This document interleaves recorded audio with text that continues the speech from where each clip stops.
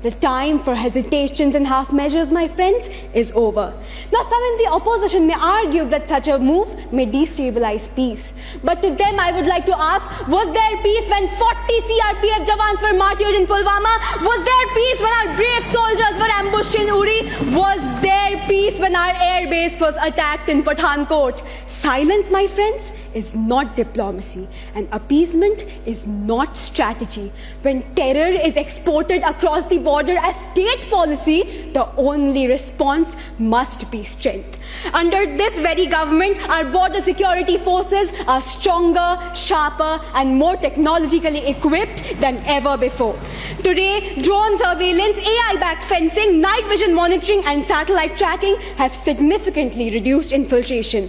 The surgical strikes post-Uri, the Balakot airstrikes, and even, my friends, the most recent Operation Sindoor sent a message that India will not tolerate terrorism, not even for one night.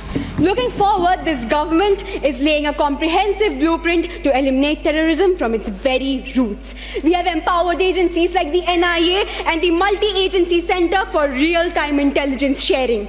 We are tackling money laundering and terror financing head-on. Hawala networks have been exposed, Benami assets seized, and sleeper cells dismantled through coordinated efforts of the ED, NIA, and the state forces.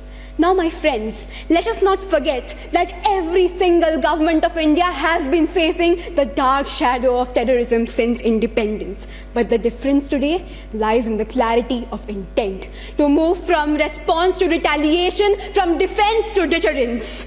But again, I must remind you that this fight isn't just the government's. It is of India's. We need internal unity, we need collective political will, and we need to rise above the partition lines and stand with our armed forces and institutions without ambiguity as one nation.